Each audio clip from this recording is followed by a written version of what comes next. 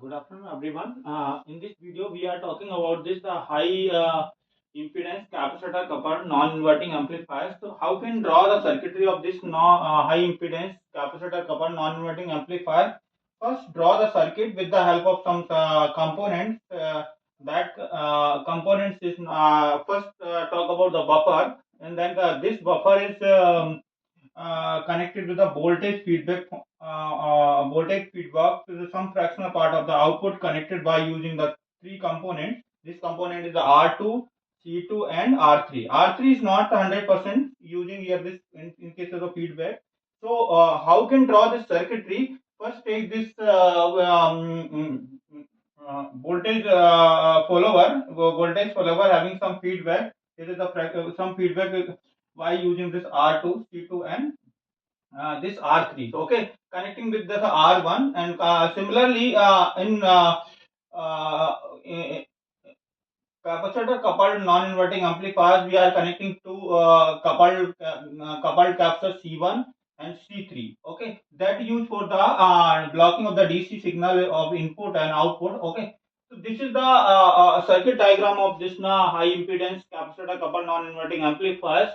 So first, how can draw the circuitry? But one thing, take buffer. Buffer is connected with the some component by using the R2, C2 and R3. Okay, how can calculate this feedback? Feedback, it means the feedback factor. How can calculate feedback factor? We can calculate with the help of the some component. Beta is equal to R3 divided by R1 plus R3. We can take the voltage divided by circuitry. We can follow this formula by using the beta is equal to R3 divided by R1 plus R2. And another thing, suppose that we want to calculate the input impedance of this circuitry. Okay, so we can use this formula. Zn is equal to 1 minus A beta multiplied by R1. Okay, so A here, A is here open loop gain, and beta is the feedback factor. R1 is the this input resistance. So this is we can write this mathematical expression for the input impedance calculus on the for this impedance high impedance capacitor coupled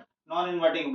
Number 4, the value of R2 and R3 for this high impedance circuitry can be determined with the help of some equating this resistance R1 plus R3 is approximately equal to R2, and so R1 may be equal to R2. Then point number 5, for the highest Zn impedance, we can calculate with the help of R max.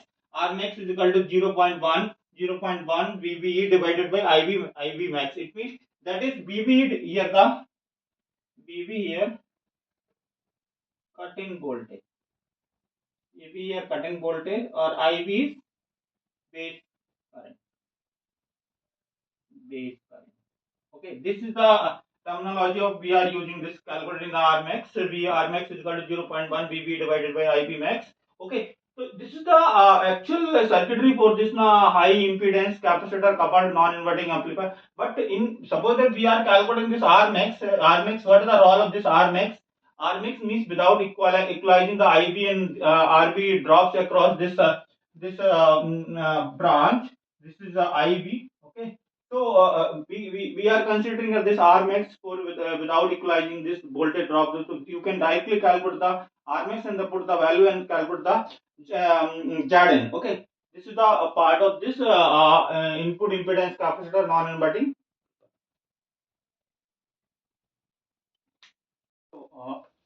So we want to determine the low 3 dB frequency with the C2 in the circuit. Suppose that we are considering this C2 capacitor.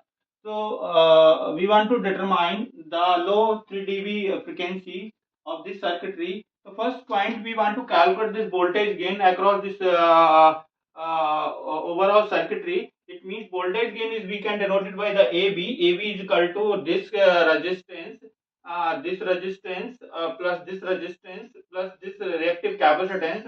It means this reactive capacitance denoted here as the minus jXC2. Okay, and divided by this resistance minus this capacitance, this capacitive reactance. It is R3 minus jXC2. Okay, if XC2 is less than much, very much less than R2 plus R3. Okay, so we can we can modify this equation. AB is equal to this R2 plus R3, R2 plus R3 divided by root of R3 square plus this XC2 square. Okay. Then suppose that we are putting this value XC2 is equal to R3, then modified this equation AB is equal to R2 plus R3 divided by R3 multiplied by 1 by root 2. 1 by root 2. This is the equation we are using here. The Xe2 is equal to R3. Okay. Then another thing, suppose if we want to set this when set is C2 is set the lower cutoff frequency. So this, in this case, C3 should have no significance effect. Okay. So this is the most important. Suppose we are setting this C2 is the very low cutoff frequency. It means no role of this C3. Okay, this C3. Okay. In this case, suppose that we want to calculate this C3. C3 can be determined the impedance equal to the 1 by 10 of the minimum resistance in the series of this C3.